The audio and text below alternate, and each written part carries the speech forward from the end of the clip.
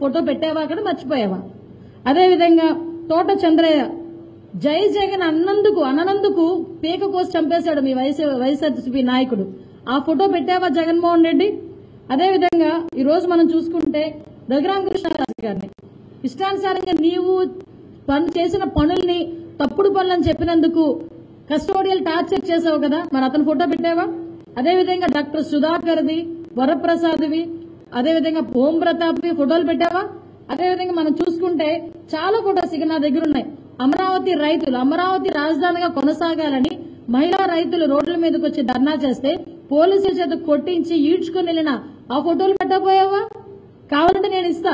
నువ్వు 5 సంవత్సరాల్లో నువ్వు చేసిన అరాచకాలకి ఫోటో ఎగ్జిబిషన్ పెట్టాలంటే ఢిల్లీలో జంతర్ మంతర్ కాదండి, ఢిల్లీలో ఇంచుమించు ఢిల్లీలో సగం అయిపోతుందేమో. ఢిల్లీలో సగాన్ని ఆక్రమించుకొని మేము ఫోటో ఎగ్జిబిషన్ పెట్టాలి ఈ రోజు నువ్వు చేసిన అరాచకాల గురించి చెప్పాలంటే. ఓకే, నువ్వు ఈ రోజు ఆరోపణ చేస్తున్నావు. నేను మొన్న కూడా డైరెక్ట్ గా చెప్పాను, యాజ్ ఏ హోమ్ మినిస్టర్ అడుగుతున్నా, 36 మంది రాజకీయ హత్యలు అన్నావు. కాదు, 4 హత్యలు రాజకీయ హత్యలు, అందులో 3 టీడీపీ వాళ్ళే బలైపోయారు, ఒకరు వైఎస్ఆర్సీపీ వాడు చనిపోయారు అని చెప్పి క్లియర్ గా నేను చెప్పాను విత్ క్రైమ్ నెంబర్స్. 36 మంది రాజకీయ హత్యలు అన్నావు, 45 రోజుల్లో 36 మంది రాజకీయ హత్యలు అన్నావు. నువ్వు అన్నదాని గురించి నేను మాట్లాడుతున్నా. మరి 36 మందికి రాజకీయంగా వైఎస్ఆర్సీపీతో ఏ సంబంధం ఉంది? అసలు 36 మంది పేర్లేంటి? 36 మందికి వైఎస్ఆర్సీపీతో ఉన్న సంబంధాలేంటి? ఈ 36 మంది దగ్గరికి ఎప్పుడైనా వైఎస్ఆర్సీపీ లీడర్ వెళ్ళినట్టుగా గాని, పరామర్శించినట్టుగా గాని ఇటువంటి ఆధారాలైనా ఉన్నాయా? కనీసం అలాంటి విషయాలు ఒక కేసు అయినా నమోదైందా? వీటి గురించి ఆన్సర్ చెప్పే దమ్ముందా? అక్కడికి ఏదో వెళ్ళిపోయి నేను అక్కడ కూర్చుంటాను, ఇక్కడ ధర్నా చేస్తే తంతారు కాబట్టి ఆంధ్రప్రదేశ్ లో ధర్నా చేస్తే జగన్మోహన్ రెడ్డి ఆడవాళ్ళు వచ్చి తంతారు, అమరావతి మహిళా రైతులు వచ్చి తంతారు కాబట్టి వెళ్ళి ఢిల్లీలో కూర్చొని ధర్నా చేస్తున్నావు. ఢిల్లీలో కూర్చొని ధర్నా చేసి ఏం మాట్లాడుతున్నావు? ఆంధ్రప్రదేశ్ ప్రతిష్ట దెబ్బతినేట్టుగా మాట్లాడుతున్నావు. నువ్వేమో ఏదో అంటారు కదా, 5 సంవత్సరాల్లోని అవినీతి, దౌర్జన్యము, దోచుకోవడం ఈ 3 ఎజెండాగా పెట్టుకుని పరిపాలించిన నువ్వు ఈ రోజు చంద్రబాబు నాయుడు గారిని చూసి సిగ్గు తెచ్చుకోవాలి.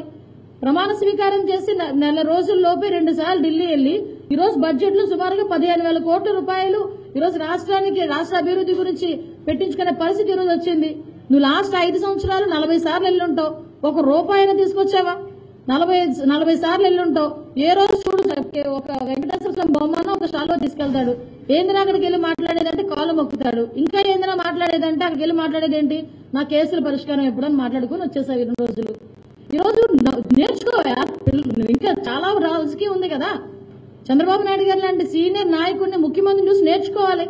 అది మానేసి ఈ రోజు రెడ్ బుక్ అని ఢిల్లీలో వీధుల్లో కూర్చొని నువ్వు ఎంత గోల పెట్టినా ఒక్కటి మాత్రం జగన్మోహన్ రెడ్డి పులివెందుల ఎమ్మెల్యే గారు ఒకటి మాత్రం నిజమండి, నువ్వు ఈ లోపు ఎన్ని తలకిందులు తపస్సు చేసినా, ఎన్ని రకాలుగా చంద్రబాబు నాయుడు గారిని, పవన్ కళ్యాణ్ గారిని, లోకేష్ గారిని ఎండగట్టేయాలి నువ్వు అనుకున్నా, నీ మాట ప్రజలు కాదు కదా, నిన్ను కన్న తల్లి, నీ తోబుట్టిన చెల్లి కూడా నమ్మే పరిస్థితిలో లేరు. ఈ రోజు వినుకొండ ఇష్యూలో సొంత రక్తం పచ్చుకుపట్టుకున్న చెల్లె బయటకు వచ్చి అది రాజకీయ హత్య కాదు అని చెప్పి మొన్న స్టేట్మెంట్ ఇచ్చారు.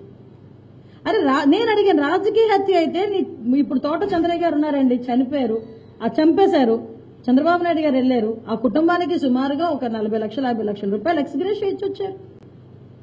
ఆఖరికి అంతవరకు ఎందుకండి, కార్యకర్త కాకపోయినా విజయవాడ నడి రోడ్డు మధ్యలోని విజయవాడలో ఒక దళిత వికలాంగురాల్ని అత్యాచారం చేస్తే ఆ పిల్లని ఆ బాలికను పరామర్శించడానికి చంద్రబాబు నాయుడు గారు 5 లక్షల రూపాయలు ఎక్స్గ్రేషియా ఇచ్చారు.